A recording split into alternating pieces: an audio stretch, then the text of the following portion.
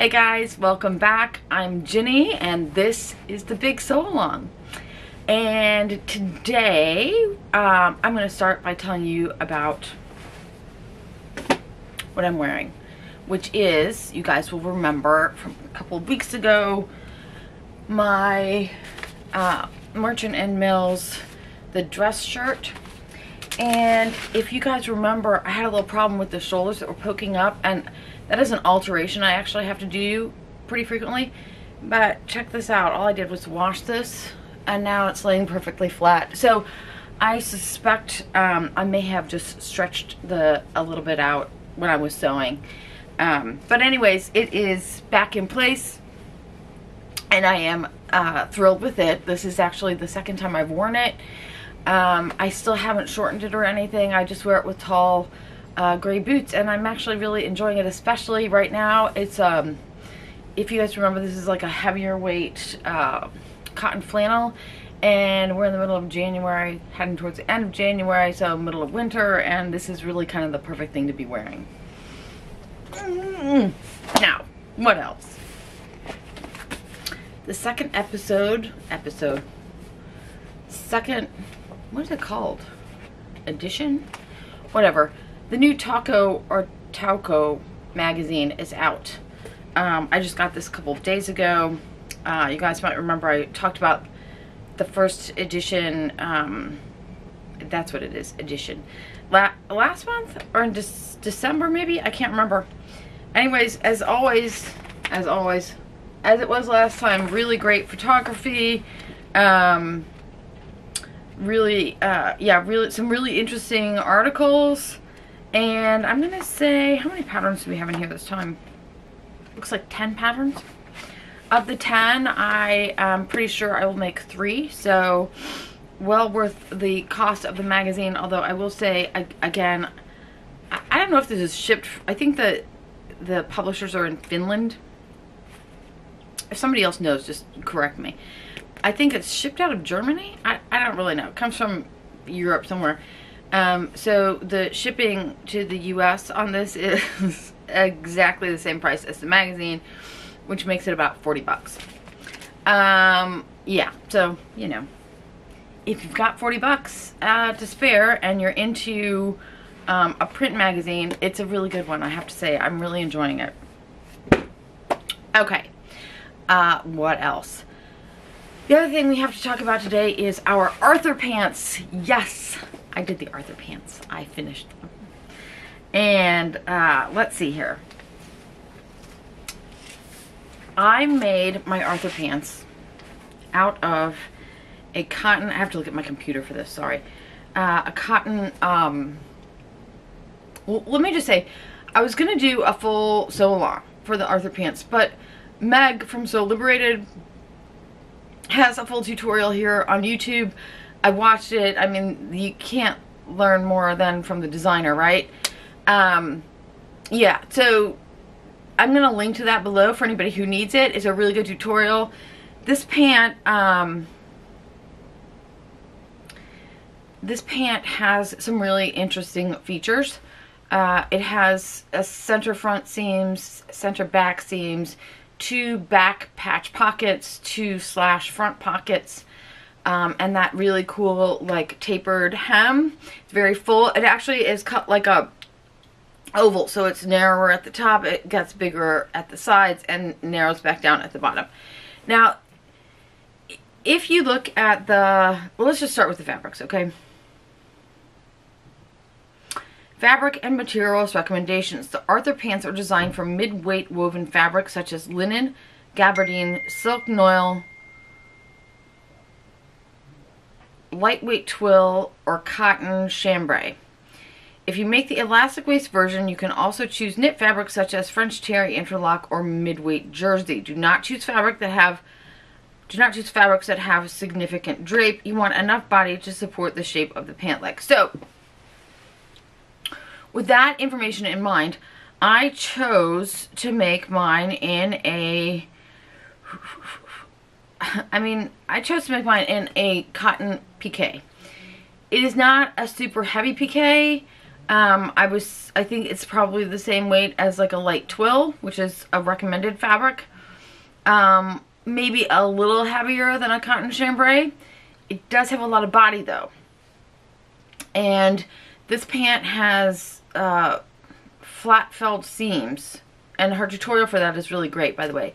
But flat felt seams add stiffness because they're like ribs. And my fabric was already pretty stiff.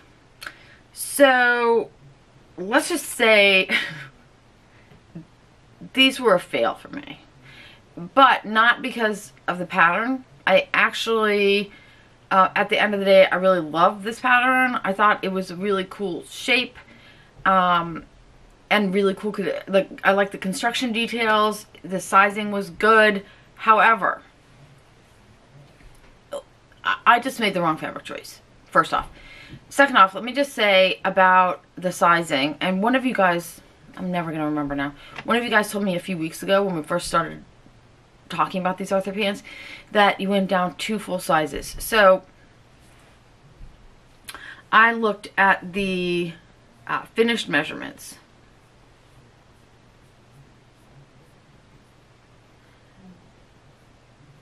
The finished garment measurements. According to this,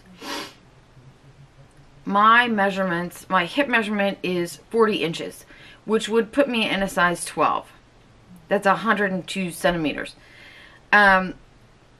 Size 12 finished measurements at the hip is 64.5 inches. 64.5 inches. That's 24.5 inches of ease. That is a lot.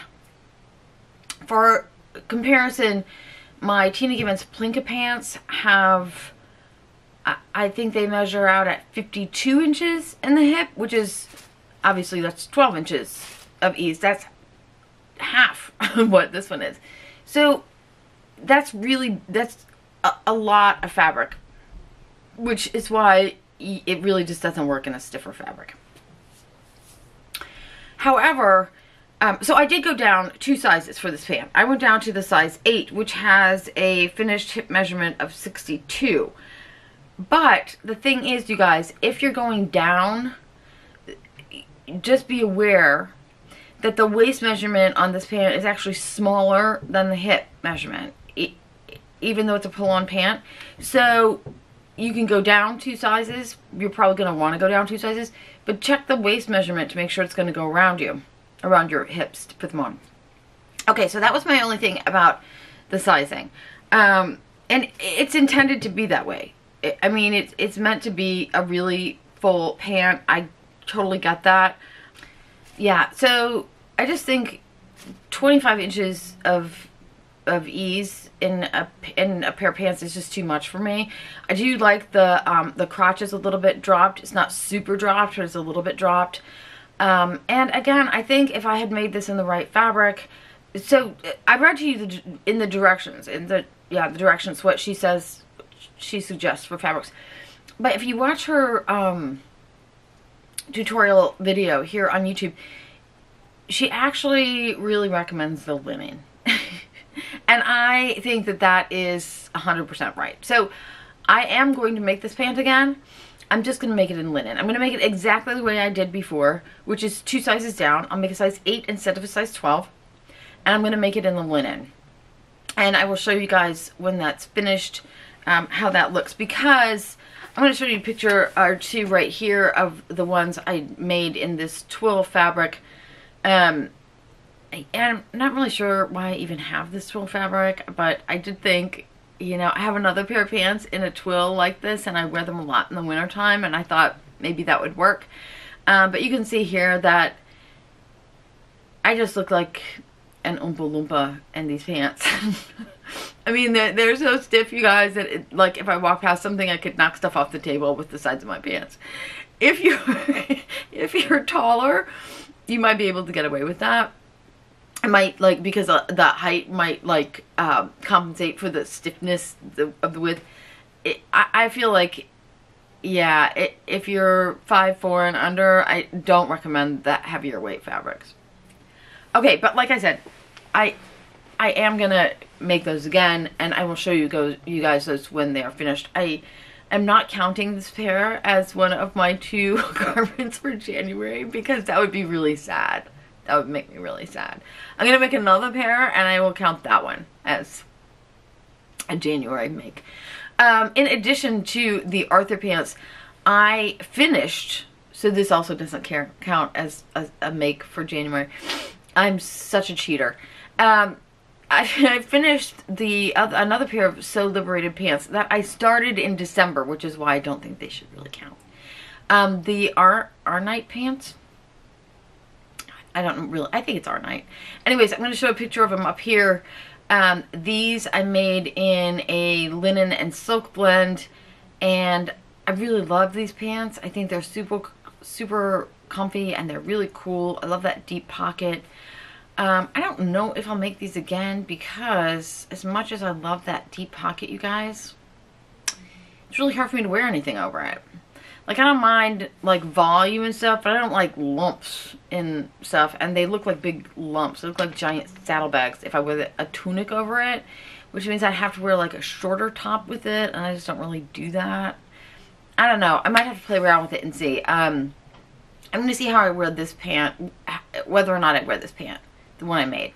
And if I do, then I'll make another pair. But anyways, just so you guys can see what the other pant looks like. In that pant, the Our Night pant, I did make the recommended size, and I made no alterations to it except for length. I made it shorter because I'm shorter, obviously. Yeah, that was it. And I forgot to tell you guys, while my computer keeps going off, sorry, it's reminding me of all kinds of stuff today. While I was looking at this, the info for this Arthur pant, this is a total side note. It's got nothing to do with the Arthur pant, really. I did notice, however, that